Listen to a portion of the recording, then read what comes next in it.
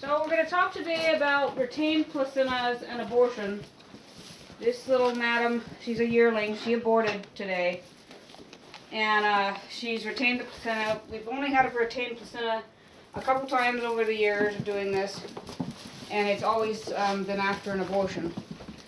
So the way you take care of the... First of all, to try to take care of a placenta that's not out yet, that is past like an hour and a half or something, you want to give them some calcium. How much, sister? I give a calcium drench. You're supposed to give an ounce, but I give half an ounce because they're miniatures.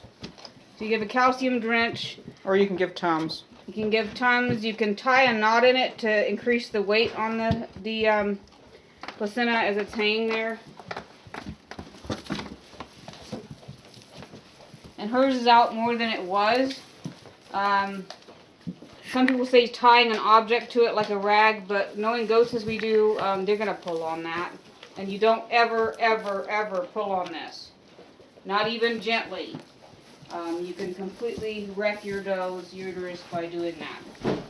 So the procedure for once she's retained it, 24 hours, and not expelled that, is to go ahead and cut it real close to her lady parts there. And you want to give, you don't need to do oxytocin to clean her out. Our veterinarian told us you just do antibiotic.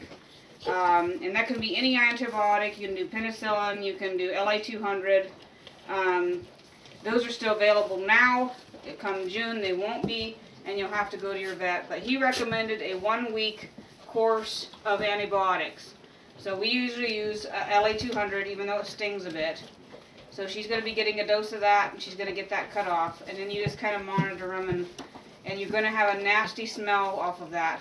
You also want to watch, even if you think that perhaps they've expelled it and eaten it, watch for signs of sometimes there'll be just a little tiny something hanging out, and that would be a retained placenta. And after a couple days, it's going to start to stink because it starts to rot. And then if you haven't seen the placenta on the ground, then go ahead and you see those signs, go ahead and treat them as if it's retained. Because it doesn't do any harm to go ahead and give them the antibiotic. If you think they've retained it, it's better safe than sorry. And anything to add, sister, on retained placentas?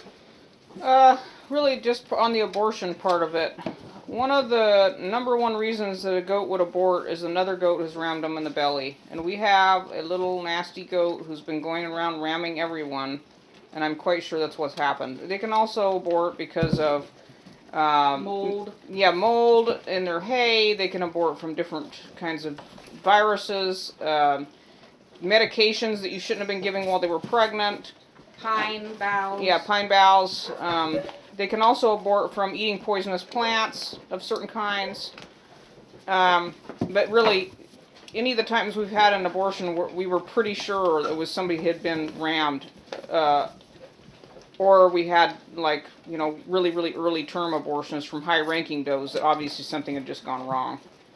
So, but, yeah. This is one of the reasons you want to be careful with your dairy animals.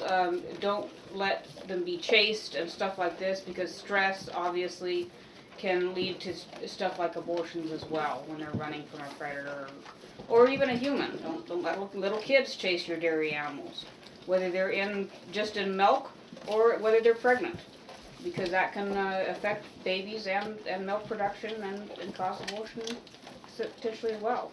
Sheep have aborted when pursued. So you do want to be careful. Wormers as well. I said medications, but wormers can cause abortion. So take care of your does.